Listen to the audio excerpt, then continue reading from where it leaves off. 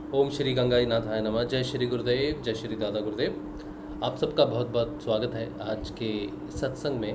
और आपको जैसे पता है कि सत्संग में आज दूसरा दिन है। हम श्रीमद् भागवत का अध्ययन कर रहे हैं। और ये जो सत्संग रहा हमेशा, ये रहा सिद्ध योग साधना से, नाम जप से और ध्यान से जो परिवर्तन आता है हमारे अंदर, उसे हम समझने की कोशिश करते हैं। हमारे जो अनुभव हैं भौतिक संसार में, उन अनुभवों के आधार पर, बदलाव के आधार पर हम साधना को समझते हैं और अपना बदलाव जो है वो सबके सामने रखते हैं। अध्यात्म में ऐसे बहुत सारे बदलाव होते हैं जो शुरुआत में समझ में नहीं आते, और कई बार तो ऐसा लगता है कि कोई प्रॉब्लम तो नहीं हो गई है शरीर में, या कोई मेडिकल इमरजेंसी तो नहीं है, क्योंकि कुछ भी समझ में नहीं आता है कि क्या हो रहा है, क्यों हो रहा है बदलाव। और जितने भी लोग कहीं ना कहीं नाम जपते हैं भगवान का, ईश्वर का, उनमें जब बदलाव आने शुरू होते हैं, शरीर में बदलाव आते हैं और कुछ अनुभव होने शुरू होते हैं, तो बड़ी विचलन होती है कि किस तरफ जाएं। हम तो भगवान का नाम जप रहे थे, ये क्या हो रहा है हमारे साथ। तो नाम जप से परिवर्तन आता है। आप कहीं भी जपो, भगवान श्री का नाम जपो और उस नाम से परिवर्तन आता है। इसी तरह से आप जब ध्यान करते हो तो ध्यान के भी अलग अलग अंग हैं। कुछ लोग स्वतंत्र ध्यान करते हैं, तराटक ध्यान करते हैं, या किसी भी वस्तु विशेष पर एकाग्र करते हैं स्वयं को और ध्यान करते हैं। और एक ध्यान जो है उसे सिद्ध योग ध्यान, जो ध्यान हम करते हैं उसे सिद्ध योग ध्यान कहते हैं। इस ध्यान में हम कुछ भी नहीं करते, सिर्फ गुरुदेव की आज्ञा का पालन करते हैं। गुरुदेव कहते हैं कि आप मुझ पर ध्यान करो। तो शुरुआत में बड़ी मुश्किल होती है ये बात समझने में कि हम किसी व्यक्ति विशेष पर ध्यान क्यों करें। जब 2014 में मैंने दीक्षा ली गुरुदेव से, गुरुदेव जी ने एक ऑनलाइन ही दीक्षा ली मैंने। गुरुजी ने एक संजीवनी मंत्र दिया राधा और कृष्ण का, और कहा आप इसे जपो। ऑनलाइन एक वीडियो में मैंने देखा, तो उन्होंने कहा इसे जपो और ध्यान आप मेरा करो। तो मंत्र तो समझ में आ गया कि भाई राधा कृष्ण का मंत्र है, लेकिन ध्यान हम इनका क्यों करें। तो गुरु की जानकारी नहीं थी बिल्कुल भी कि गुरु क्या करता है, गुरु का ध्यान क्यों करना चाहिए। तो धीरे धीरे साधना के कई वर्षों के बाद ये बात समझ में आई कि ध्यान का जो मतलब है, ध्यान एक लक्ष्य है। उस लक्ष्य तक पहुंचना, जिसका हम ध्यान करते हैं, जैसे एग्जाम्पल के तौर पर हम लेते हैं कि द्रोणाचार्य ने अर्जुन से कहा कि बेटा वृक्ष पर एक चिड़िया बैठी है, उस चिड़िया की आँख को तुम देखो। तो सबने देखा, तो सबने बहुत कुछ देखा, पेड़ है, पहाड़ हैं, पत्ते हैं, चिड़िया है, ये सब देखा। अर्जुन ने देखा कि चिड़िया की आँख है सिर्फ। गुरुदेव ने जब उसे कहा कि चिड़िया की आँख को साधो, तो उनका लक्ष्य था कि उस आँख तक पहुंचना है। इसी तरह से जब हम कोई ध्यान करते हैं, अर्जुन ने जब अपना ध्यान केंद्रित किया तो उन्होंने चिड़िया की आँख तक पहुंचना है। अपनी कंसंट्रेशन को, अपनी चेतना को उसकी आँख तक पहुंचाना है, ताकि उसकी आँख को वो लक्ष्य बना सके। इसी तरह से जो ध्यान है, ध्यान एक लक्ष्य है। तो आप किस चीज़ पर ध्यान करते हो?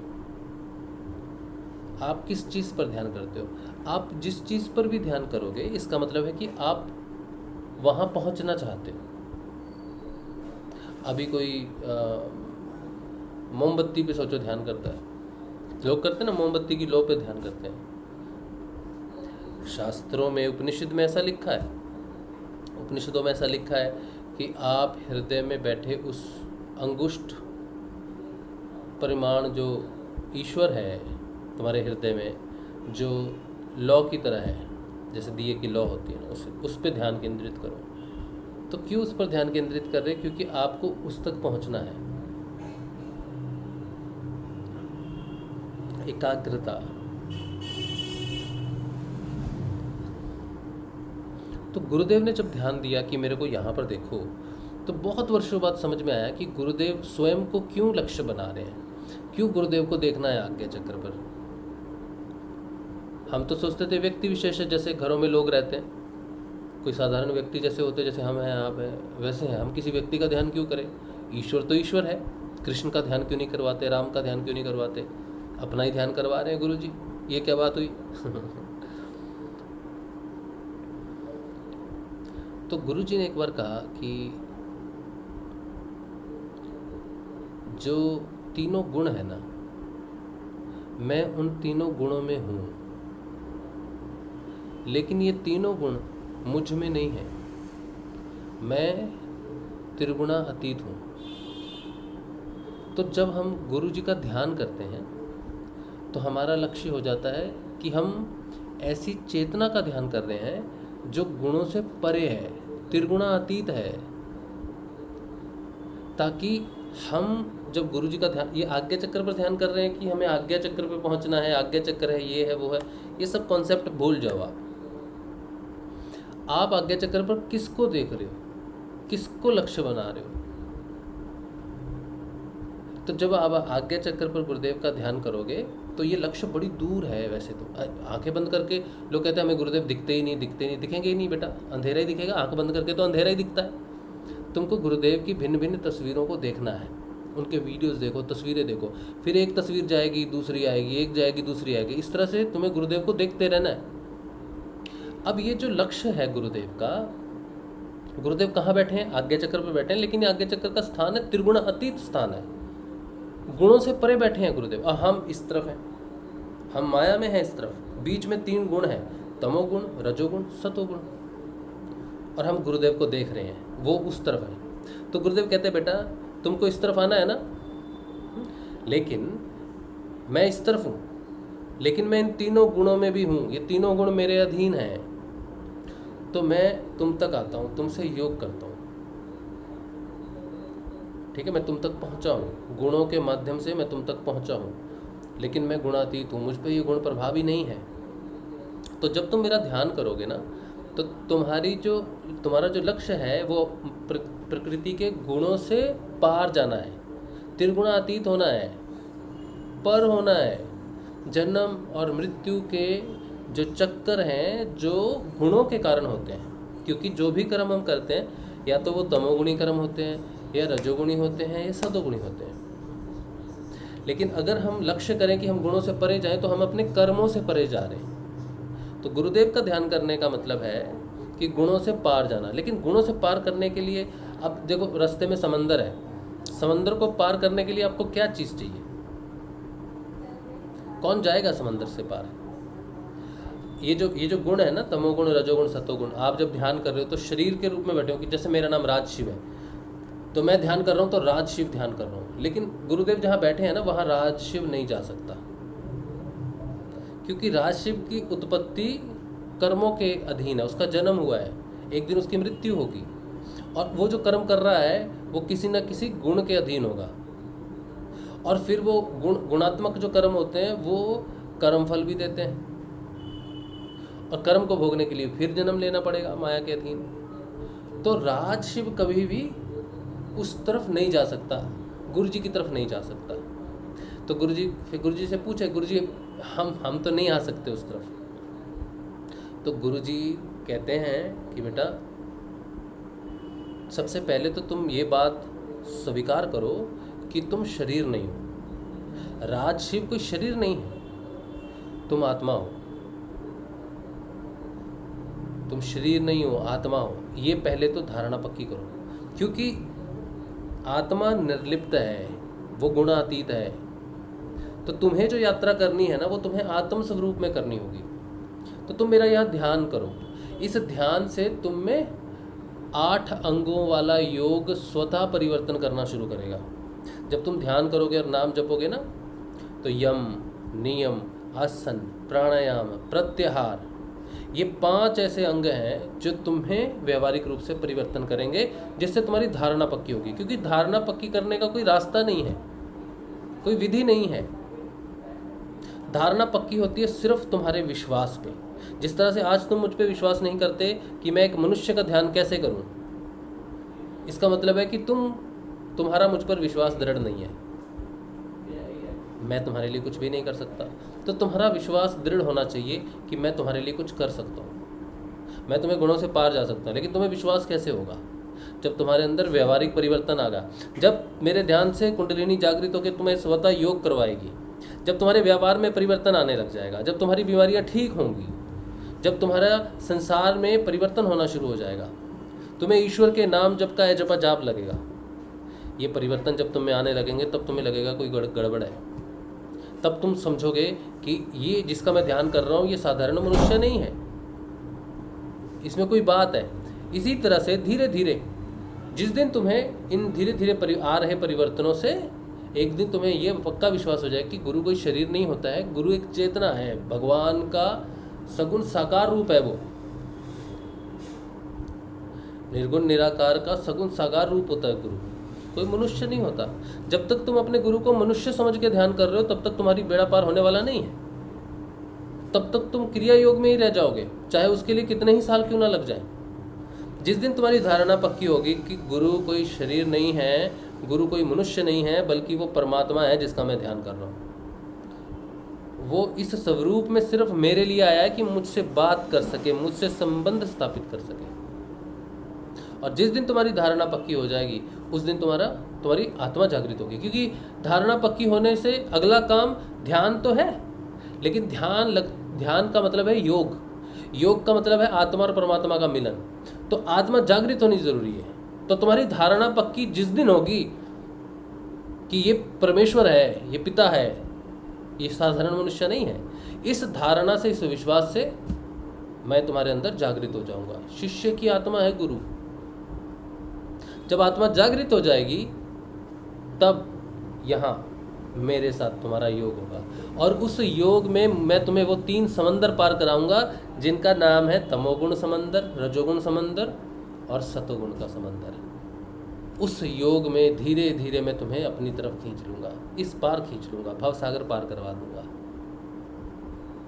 इसीलिए ध्यान और योग एक यात्रा है, लेकिन वो यात्रा सिर्फ आत्मा तय करती है, आत्म चेतना तय करती है। इसलिए तुम्हारा जागृत होना अति आवश्यक है। बिना जागृति ये त्रिगुणात्मक समंदर तुम पार कर ही नहीं सकते, किसी तरह से नहीं कर सकते। बिना गुरु कृपा के इसे पार नहीं किया जा सकता। भगवान जब प्रसन्न होते हैं तब गुरु जीवन में आते हैं, और गुरु जब सिद्ध हो जाते हैं शिष्य को, तब ईश्वर का सच्चा स्वरूप प्रकट हो जाता है। ईश्वर की जानकारी होती है, उनका ज्ञान होता है। गुरु भक्ति देते हैं, भक्ति से ज्ञान प्रकट होता है, ज्ञान से वैराग्य प्रकट होता है, वैराग्य से डिटैचमेंट आता है, अनासक्ति। और यही वो डिटैचमेंट है, यही वो अनासक्ति है जो मुक्ति प्रदान करती है। और जो सब बंधनों को बांधता है भवसागर से मन, उसका क्षय हो जाता है। मन का क्षय हो जाना ही मोक्ष है। इसीलिए गुरु का जब हम ध्यान करते हैं तो वो कोई धर्म संबंधित गुरु नहीं है, वो कोई धार्मिक गुरु नहीं है, वो आध्यात्मिक गुरु है। धार्मिक गुरु में और आध्यात्मिक गुरु में यही अंतर है। धार्मिक गुरु बंधनों में बांधेगा, तुम सिख हो, तुम हिंदू हो, तुम मुस्लिम हो, तुम ईसाई हो। धर्म परिवर्तन में विश्वास करेगा, धर्म की विशेषताएं बताएगा। लेकिन आध्यात्मिक गुरु आत्मा की विशेषताएं बताएगा, आत्म जागृति की विशेषताएं बताएगा, तुम्हारे परिवर्तन को बताएगा। तुम आत्मा हो, ये जागृति तुम में लाएगा, सारे बंधन तुम्हारे तोड़ेगा। सच्चा गुरु बंधन तोड़ने आता है, आध्यात्मिक सच्चा गुरु बंधन तोड़ने आता है। इसीलिए गुरुदेव के ध्यान की बात कही जाती है। इसीलिए किसी अन्य चीज़ों पर ध्यान नहीं किया जा सकता। राम और कृष्ण की तस्वीर पर ध्यान नहीं किया जाता, क्योंकि उनकी तस्वीरें जो हैं वो किसी की रचना है, किसी ने अपने मन से बनाई हुई है। तुम्हें किसी के मन तक नहीं पहुंचना है। जो स्वरूप गुरु धारण करके आता है वो शरीर इनलाइटेड होता है, उसमें चेतना जागृत होती है।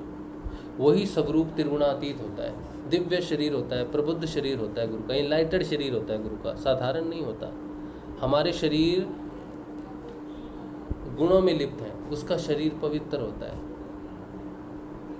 इसीलिए उसका ध्यान किया जाता है कि हमें भी अपनी ओर खींच।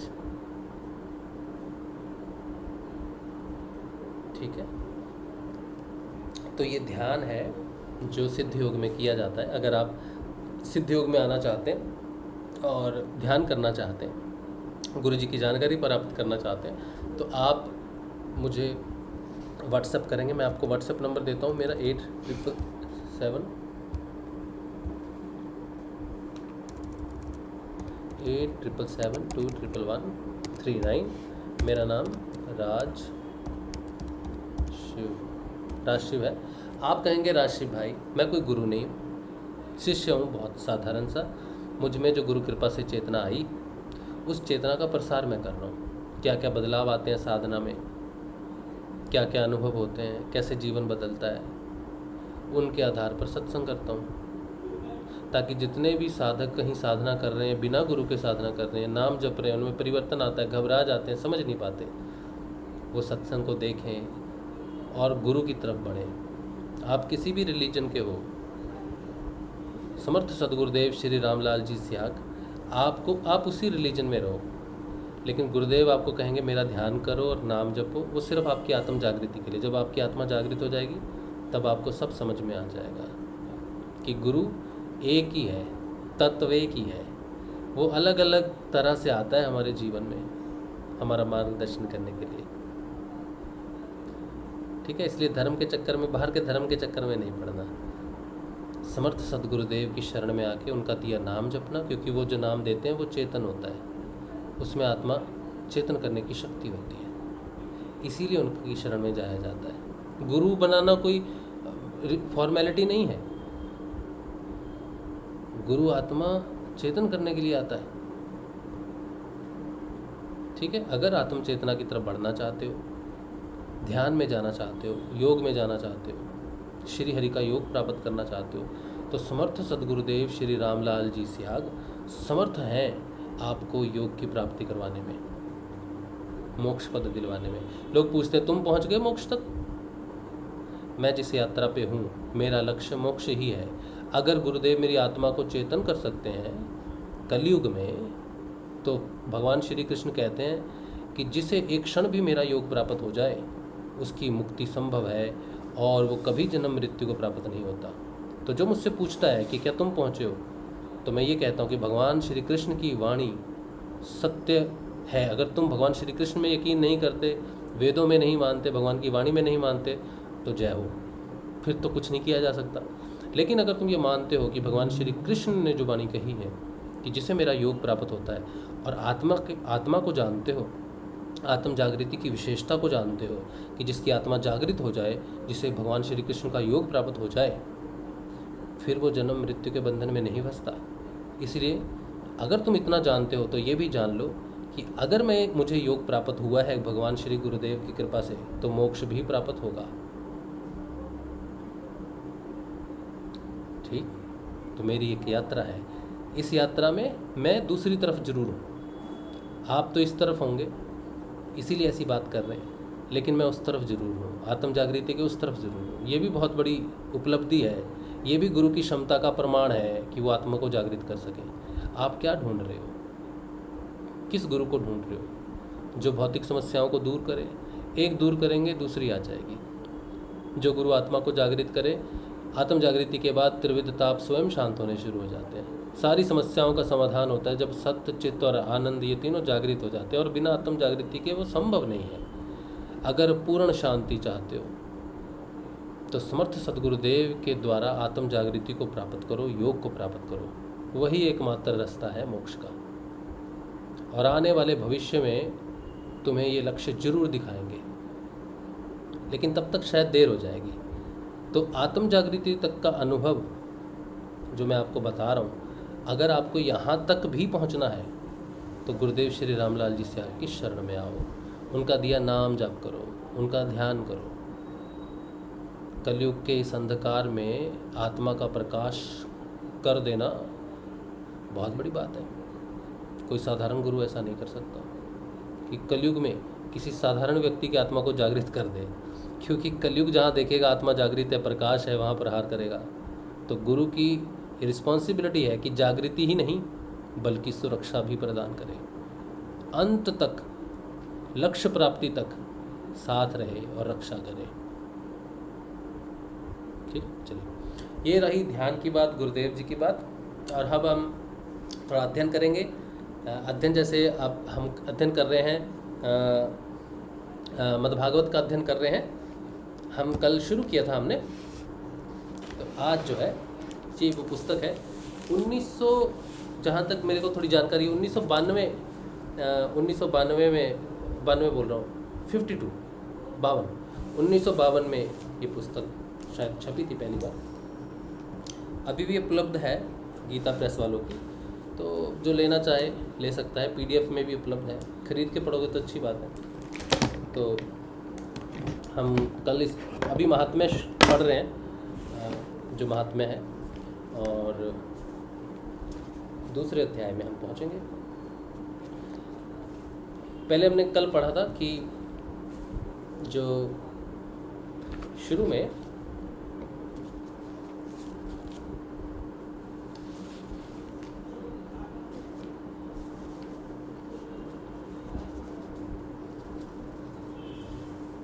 शुक सुधा सागर है, शुकदेव जी से शुरू होती है कथा महात्म्य। शुकदेव जी अपने घर को छोड़ के जाते हैं, अभी उनका यज्ञोपवीत नहीं हुआ है, और वो घर छोड़ के जाते हैं। तो उनके पिता व्यास जी विरह से बोलते हैं, बेटा तुम कहाँ जा रहे हो। तो उनकी तरफ से जो वृक्ष हैं वो बड़े तन्मय हैं, वो उत्तर देते हैं व्यास जी को। तो कहानी शुरू होती है। शौनक जी महाराज हैं जो कथामृत का पान करते रहते हैं, वो सूत जी के पास जाते हैं और उनको कहते हैं कि आप हमें बताओ, कथा के बारे में बताओ। तो सूत जी बताते हैं कि ये कथा किसको पहले प्राप्त हुई। तो वो नारद जी की बात बताते हैं कि नारद जी को ये कथा सुनने में मिली ब्रह्मा जी से, और ब्रह्मा जी से उन्होंने पहली बार सुनी थी कथा, लेकिन 7 दिन का साप्ताहिक श्रवण से भक्ति प्रकट हो जाती है, ऐसा नारद जी नहीं जानते थे। तो वो ऋषियों के पास जाते हैं, सनकादिक ऋषि।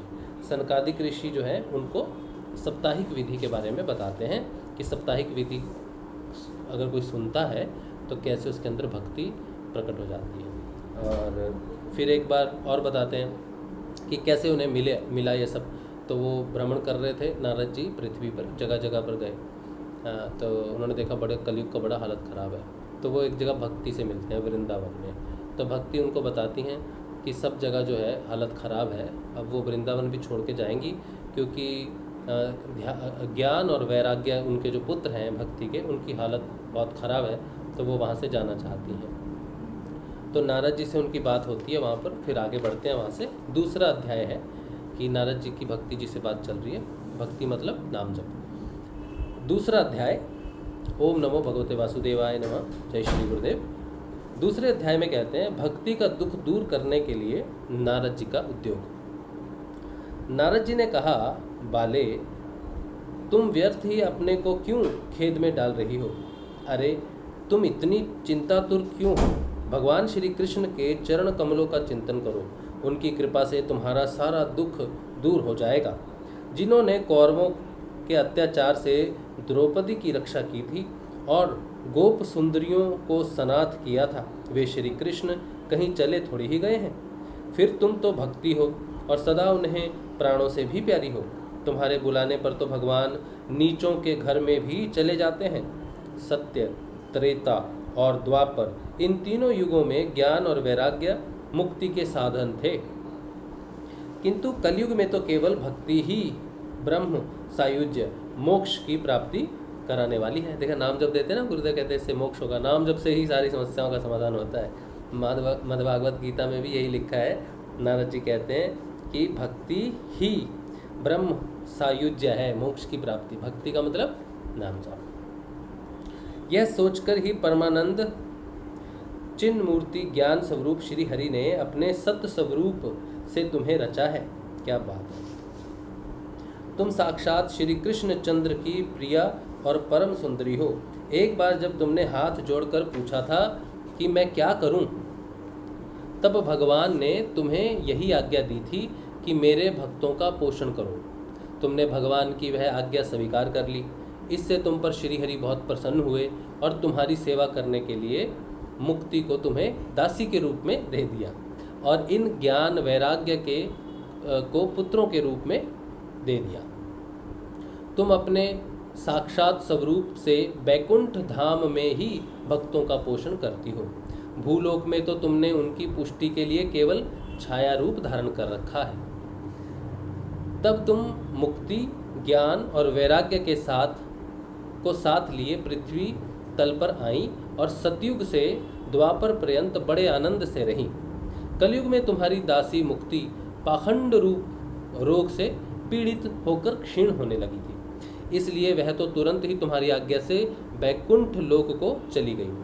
इस लोक में भी तुम्हारे स्मरण करने से ही वह आती है। क्या बात है! भक्ति करोगे तो मुक्ति आ जाएगी और फिर चली जाती हैं। अच्छा, इस लोक में तुम्हारे स्मरण करने से वे आती हैं और फिर चली जाती हैं, किंतु इन ज्ञान वैराग्य को तुमने पुत्र मानकर अपने पास ही रख छोड़ा है। फिर भी कलयुग में इनकी उपेक्षा होने के कारण तुम्हारे ये पुत्र उत्साहहीन और वृद्ध हो गए हैं।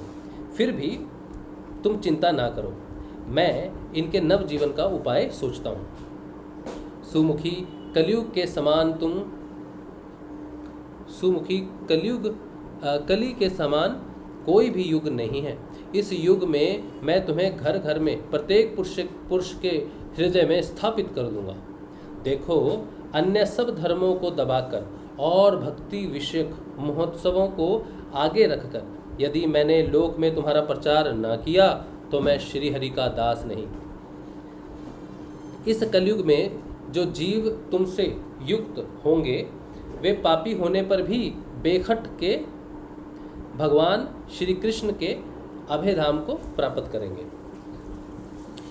जिनके हृदय में निरंतर प्रेम रूपनी भक्ति निवास करती है, वे शुद्धांतःकरण पुरुष स्वप्न में भी यमराज को नहीं देखते।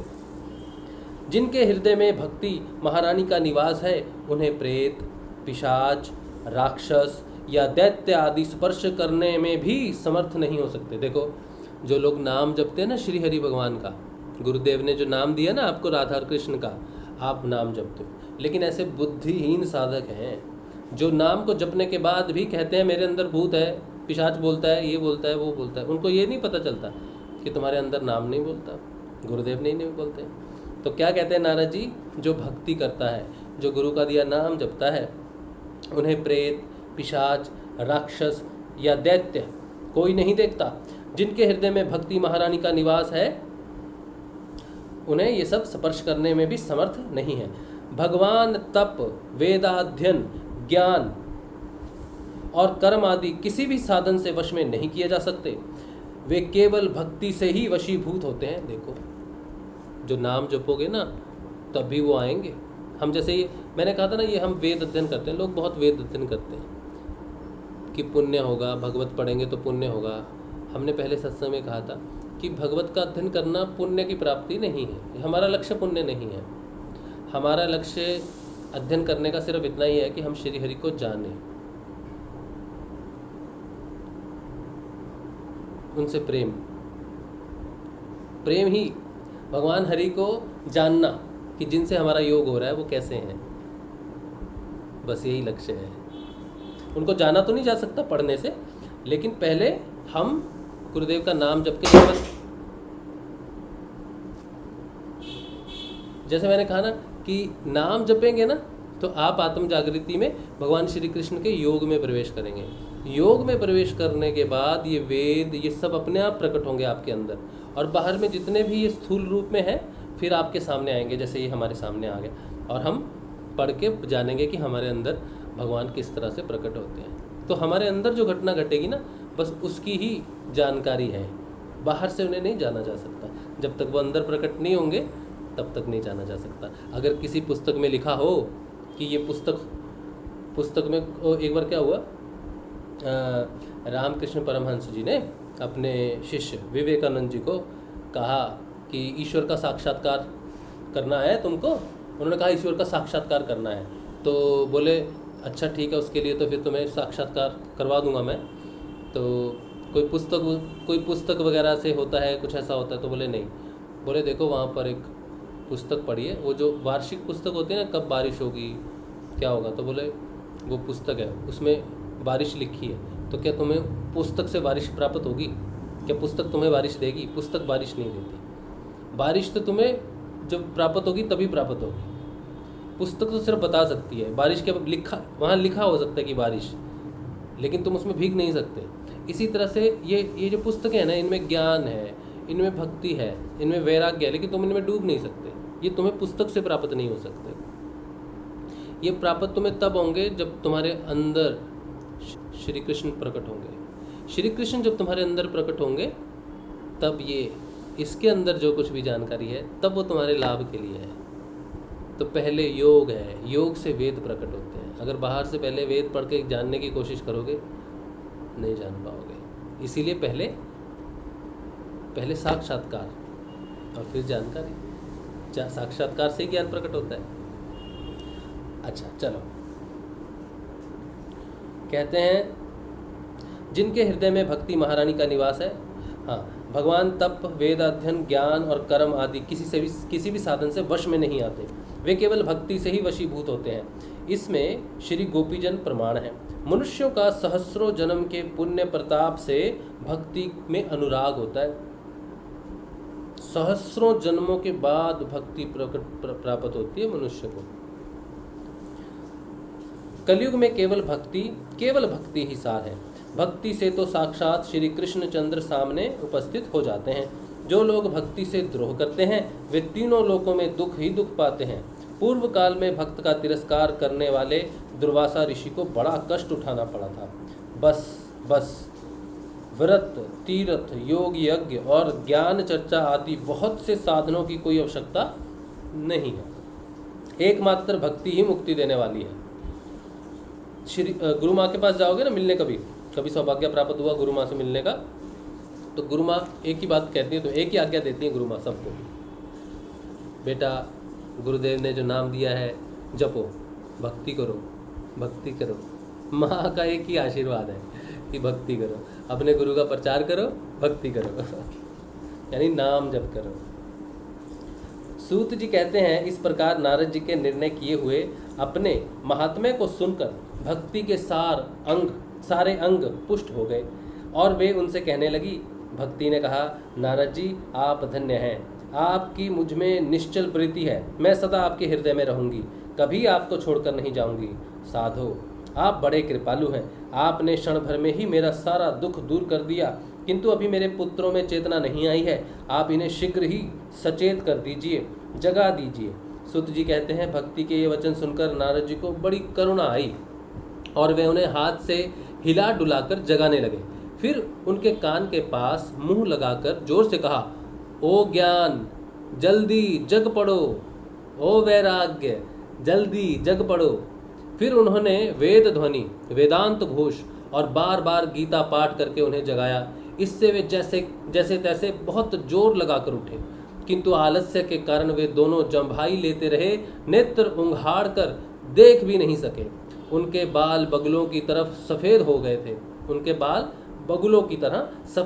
थे। उनके अंग प्रायः सूखे काठ के समान निस्तेज और कठोर हो गए थे।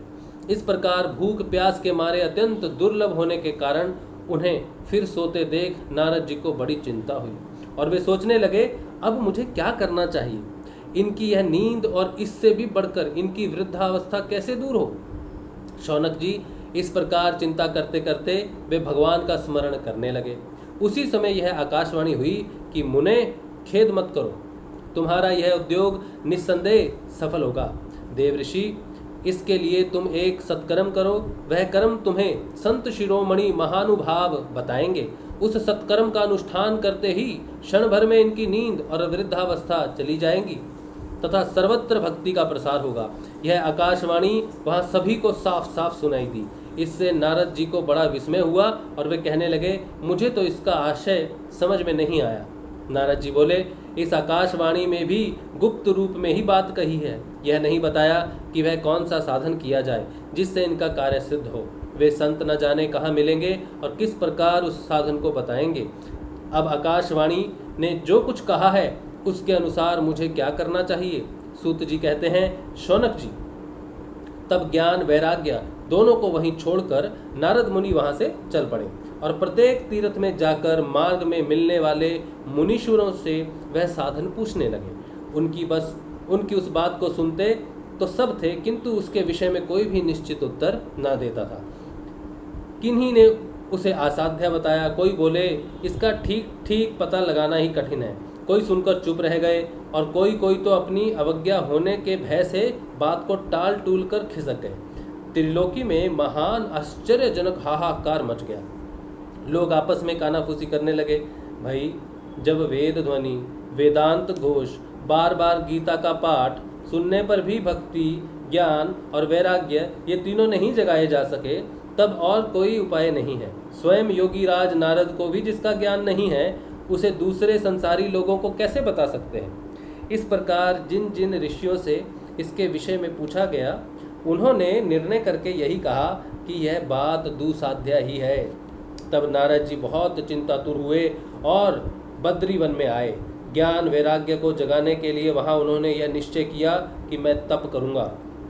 इसी समय उन्हें अपने सामने करोड़ों सूर्यों के समान तेजस्वी सनकादि मुनीश्वर दिखाई दिए। उन्हें देखकर वे मुनि श्रेष्ठ कहने लगे।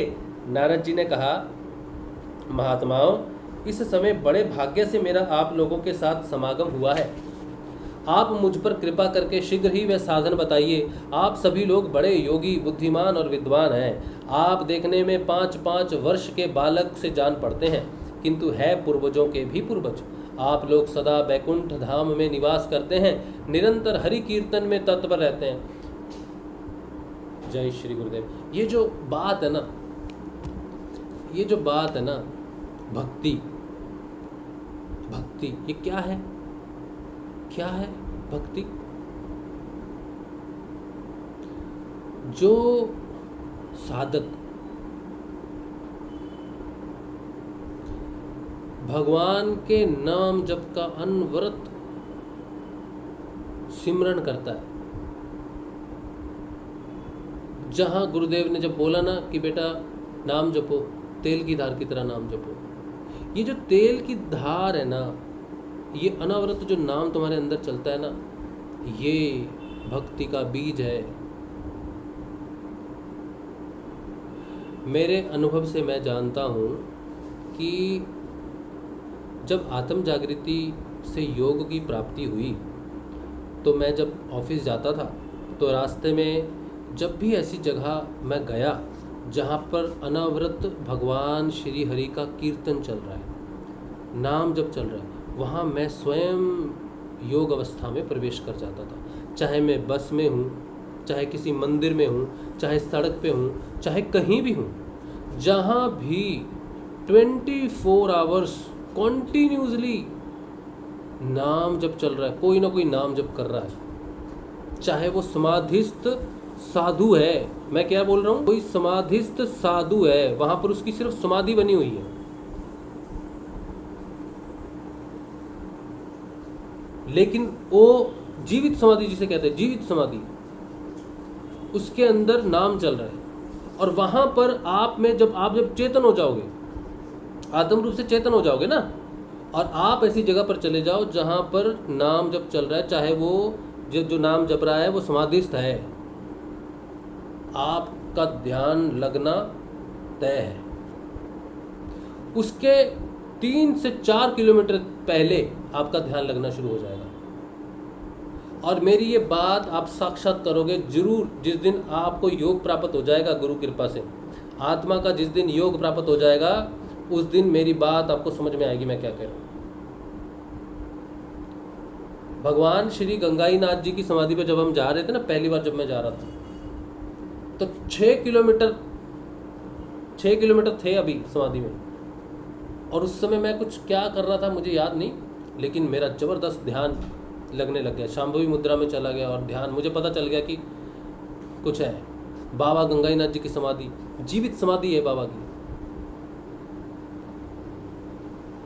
नाम जप का वहां पर जबरदस्त ताप है। यही बात है काजलवास धाम में। गुरु जी की समाधि में भी जाओगे ना, गुरु जी की प्रेजेंस पता चलेगी। नाम जप का तपोस्थली है गुरुदेव जी की पलाना। इसी तरह से कलकत्ता में जब मैं ऑफिस जाता था, तो यहाँ पर एक बागुई हाटी बोल के एक जगह है, जो कलकत्ता में रहते हैं उनको मालूम होगा। बागुई हाटी में एक महानम समाज है।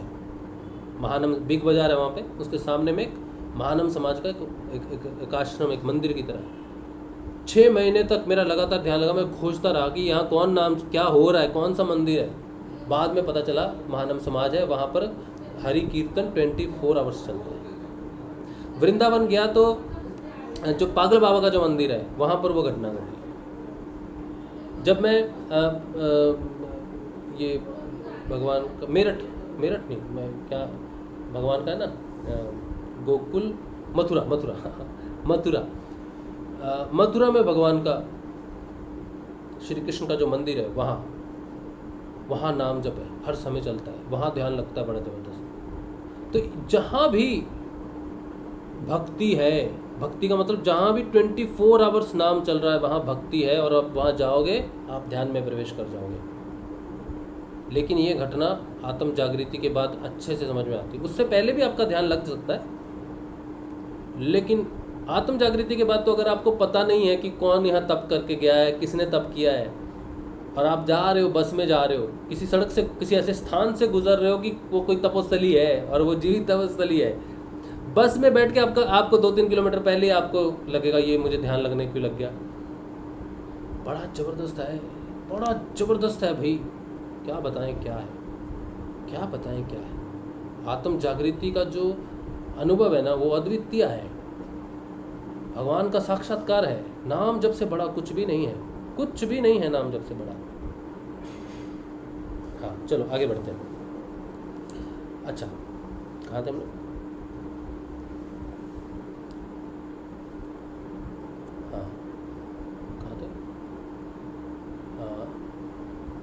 हाँ, कहते हैं आप लोग सदा बैकुंठ धाम में निवास करते हैं, निरंतर हरि कीर्तन में तत्पर रहते हैं, भगवल लीला अमृत का रसा स्वादान कर सदा उसी में उन्मत्त रहते हैं, और एकमात्र भगवत कथा ही आपके जीवन का आधार है। हरि शरणम, भगवान ही हमारे रक्षक हैं। यह वाक्य सर्वदा आपके मुख में रहता है। इसी से काल प्रेरित वृद्धावस्था भी आपको बाधा नहीं पहुंचाती। पूर्व काल में आपके भ्रूमंग मात्र से भगवान विष्णु के द्वारपाल जय और विजय तुरंत पृथ्वी पर गिर गए थे, और फिर आपकी ही कृपा से पुनः बैकुंठ लोक पहुंच गए। धन्य है यह समय, आपका दर्शन बड़े सौभाग्य से ही हुआ है। मैं बहुत दीन हूँ और आप लोग स्वभाव से ही दयालु हैं, इसलिए मुझ पर आपको अवश्य कृपा करनी चाहिए। बताइए, आकाशवाणी ने जिसके विषय में कहा है वह कौन सा साधन है, और मुझे किस प्रकार उसका अनुष्ठान करना चाहिए? आप इसका विस्तार से वर्णन कीजिए। भक्ति, ज्ञान और वैराग्य को किस प्रकार सुख मिल सकता है, और किस तरह इनकी प्रेम पूर्वक सब वर्णों में प्रतिष्ठा की जा सकती है। सनकादिक ने कहा, देवऋषि आप चिंता ना करें, मन में प्रसन्न हो, उनके उद्धार का एक सरल उपाय पहले से ही विद्यमान है। नारद जी आप धन्य हैं, आप विरक्तों के शिरोमणि हैं, श्री कृष्ण दासों के शाश्वत पथ प्रदर्शक एवं भक्ति योग के भास्कर हैं। आप भक्ति के लिए जो उद्योग कर रहे हैं, यह आपके लिए कोई आश्चर्य की बात नहीं समझनी चाहिए। भगवान के भक्त के लिए तो भक्ति की सम्यक स्थापना करना सदा उचित ही है। ऋषियों ने संसार में अनेकों मार्ग प्रकट किए हैं, किंतु वे सभी कष्ट साध्य हैं। और परिणाम में प्राय स्वर्ग की ही प्राप्ति कराने वाले हैं। अभी तक भगवान की प्राप्ति कराने वाला मार्ग तो गुप्त ही रहा है। उसका उपदेश कराने वाला पुरुष प्राय भाग्य से ही मिलता है।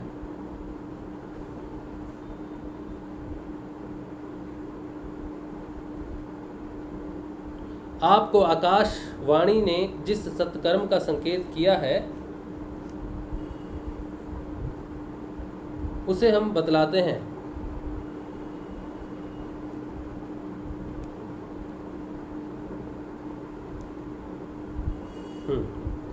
आप प्रसन्न और समाहित चित्त होकर सुनिए। नारद जी द्रव्य यज्ञ, तपो यज्ञ, योग यज्ञ और स्वाध्याय रूप ज्ञान यज्ञ, देखो स्वाध्याय से ज्ञान प्राप्त होता है, हमने कितनी बार कही है ये बात, भागवत में लिखी हुई है। सत्संग जो होता है वो स्वाध्याय के लिए होता है।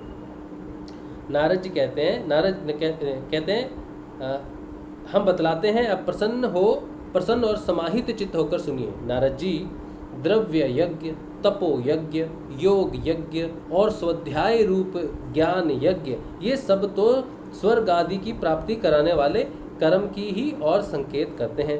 पंडितों ने ज्ञान यज्ञ को ही सत्कर्म, मुक्तिदायक कर्म का सूचक माना है।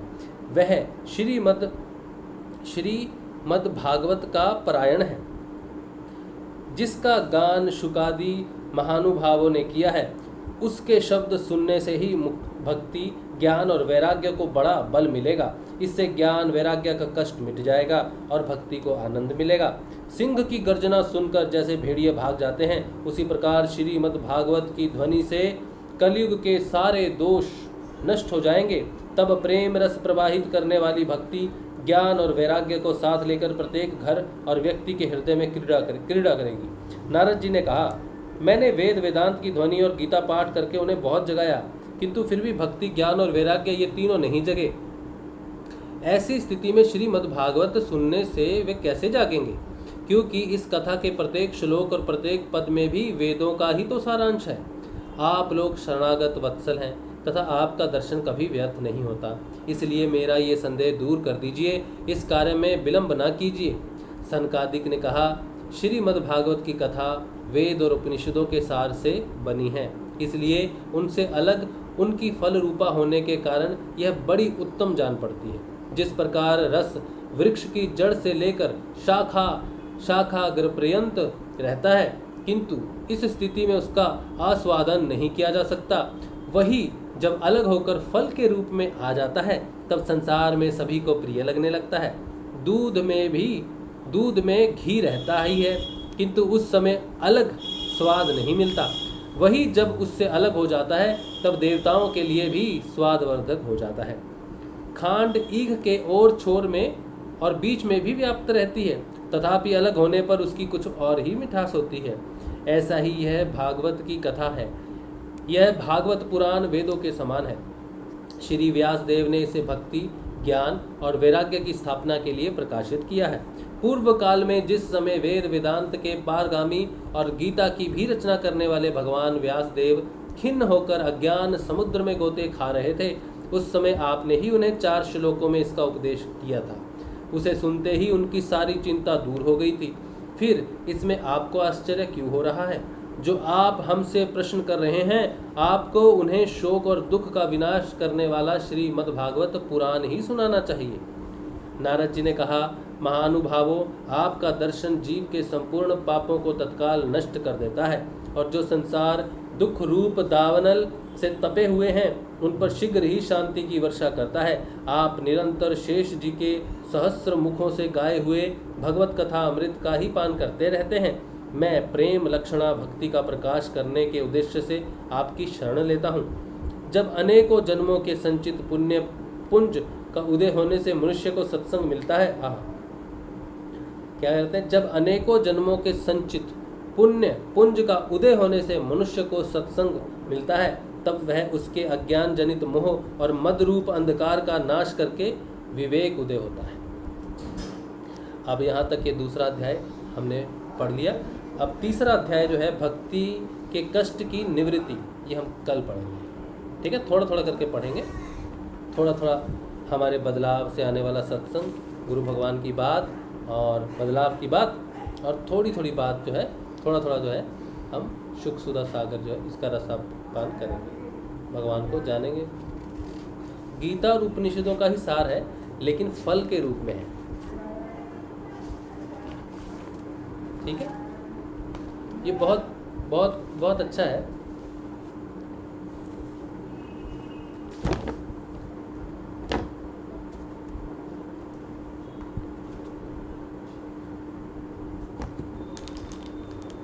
चलिए, तो आज का जो सत्संग है, मुख्य सत्संग यहीं तक। अगर कोई प्रश्न है आपका, अगर कोई प्रश्न है तो ठीक है, नहीं भी है तो कोई बात नहीं।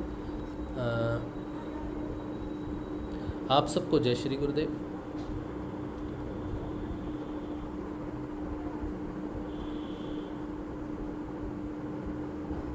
जय श्री गुरुदेव, जय श्री गुरुदेव, जय श्री गुरुदेव।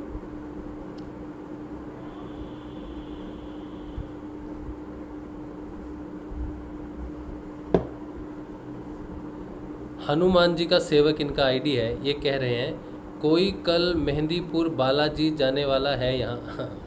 नहीं नहीं, यहाँ हम लोग सिद्ध योग साधक हैं और साधना करते हैं। गुरु भगवान के दिए, जो गुरु जी ने हमें हमारा नाम जब दिया है उसका नाम जप करते हैं और ध्यान करते हैं। बाहर की पूजाएं, बाहर के स्वरूप में जैसे हनुमान जी हैं, बालाजी हैं, इनको हम नमस्कार करते हैं, इनमें श्रद्धा रखते हैं, लेकिन बाहर की किसी भी उपासना में हम नहीं हैं। हम ध्यान करते हैं, सिद्ध योग में है। ठीक है जी।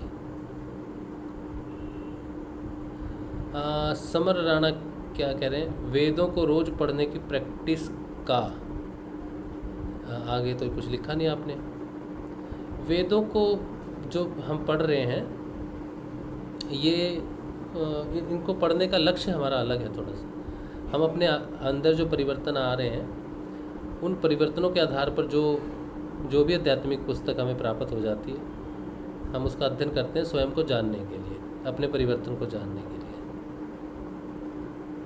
ठीक है, अच्छा चलिए। मस्तिष्क की कुछ नसें अगर बंद हो तो क्या करना चाहिए?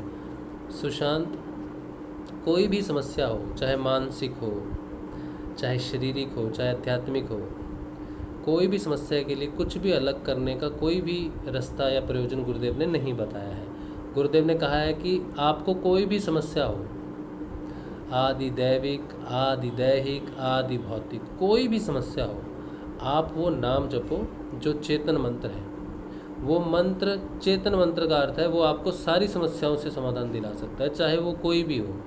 लोग बहुत गंभीर बीमारियों से बचे हैं, टर्मिनल डिसीज़ भी क्योर हुई हैं। और ये कोई मुख्य बात बीमारियों की नहीं है, मुख्य बात है कि जो मंत्र आपको आत्म जागृति दे, आपको मुक्ति दे, वो मंत्र सब ठीक कर सकता है। जो आत्मा को जगा सकता है वो सारी समस्याओं का समाधान कर सकता है, क्योंकि आत्मा का प्रकाश, सत्य प्रकाश जब आपके चित्त पर पड़ेगा तो उसका शोधन होगा।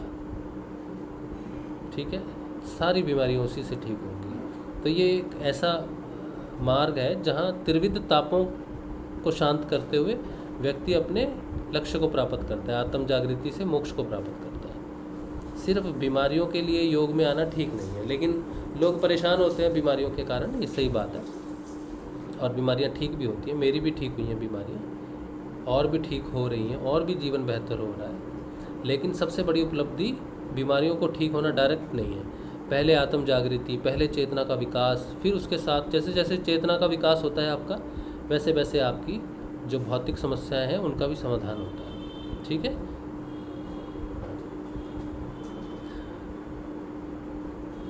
धर्मेंद्र यादव, गुरु भाई आज मैं जब ध्यान कर रहा था तो मेरे लेफ़्ट साइड कान से ऐसा महसूस हो रहा था मुझे कि कुछ गरम गरम हवा का जैसे आना, कि जैसे निकल रहा है। हो सकता है, हो सकता है।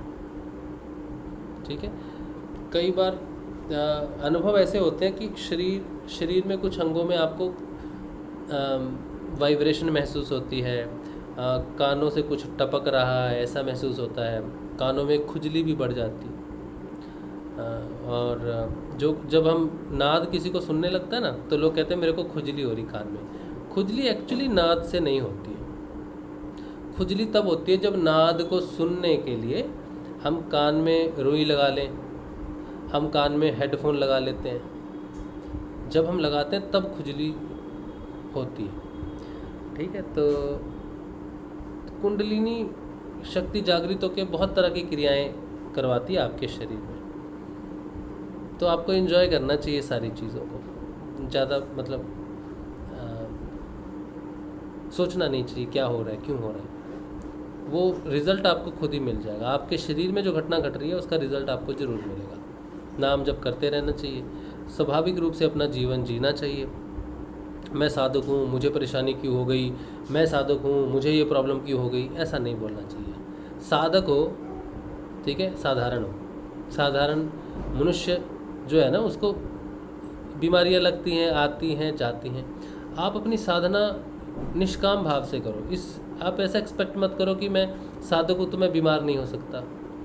साधना में आने के बाद लोगों को शुगर होती है ना, लोगों को बीपी होता है, शुगर होता है और भी बीमारियां होती हैं, तो वो साधना में आते हैं कि ठीक हो जाए। लेकिन कुछ लोग को शुगर और बीपी नहीं भी होता है, वो साधना में आते हैं तो उनको शुगर और बीपी हो सकता है। इसलिए नहीं कि वो साधना के कारण हो गए। लोग कहते हैं साधना में आने के बाद मेरी समस्या बढ़ी, नहीं, वो कर्म प्रारब्ध है। कर्म प्रारब्ध है। हमारी बीमारियां कब ठीक होती हैं? हमारी बीमारियां तब ठीक होती हैं जब हमारे अंदर परिवर्तन आना शुरू होता है नाम जप से। कुछ बीमारियां ऐसी होती हैं जो हमें एकाग्र करती हैं, एक निष्ठ करती हैं। मैं इस पथ पर हूँ ना, तो मैं अगर पूरी तरह से स्वस्थ होता ना जीवन में, मुझे कोई बीमारी नहीं होती, तो मुझे आत्म जागृति प्राप्त ही नहीं होती। मैं गुरु जी को कभी समर्पण ही नहीं करता। भयंकर बीमारी के कारण जो है समर्पण किया मैंने। और समर्पण इसलिए नहीं किया कि बीमारी ठीक हो जाए, समर्पण इसलिए किया कि ठीक हो या ना हो, मैं थक गया हूँ। बीमारियों को सहता सहता थक गया हूँ। अब जो भी है शांति से गुरुदेव का नाम जप के गुरु जी का ध्यान करना है। सिर्फ गुरुदेव चाहिए, कुछ नहीं चाहिए। तो कई बार बीमारियां व्यक्ति को नाम जपने में मदद भी करती हैं। बीमारियां आती हैं, चली जाती हैं, बीमार होते हैं, चले जाते हैं। साधना को कोसना नहीं चाहिए कि मैं साधना कर रहा हूँ तो मेरे साथ क्यों हुआ। कर्म प्रारब्ध फलित होते ही रहते हैं, कभी नहीं रुकते। जब तक जीवन चलेगा तब तक कर्म प्रारब्ध अपने फलित होते रहेंगे। बस आपकी चेतना में परिवर्तन हो जाएगा कि आपको प्रभाव नहीं पड़ेगा उनका। ठीक है, सुख में सुख महसूस होता है ना तो व्यक्ति बड़ा खुश होता है, दुख में दुख महसूस होता है तो दुखी हो जाता है। लेकिन साधना से जब आनंद आने लग जाता है तो सुख में भी दुख में भी उसका व्यवहार एक जैसा ही रहता है, क्योंकि सच्चाई पता चल जाती है। सुख और दुख की, कर्मों की सच्चाई पता चल जाती है, इसीलिए वो डिटैच हो जाता है। संसार में रहता है, खाता है, पीता है, संसार में रहता है, लेकिन आसक्त नहीं रहता। जैसे कमल का फूल रहता है ना, पानी में जड़ें होती है उसकी, लेकिन वो पानी में डूबता नहीं है। ठीक है, चलिए, तो आज का सत्संग यहीं रखते हैं श्री गुरुदेव के श्री चरणों में, और कल मिलेंगे कल के सत्संग में। जय श्री गुरुदेव, जय श्री राम।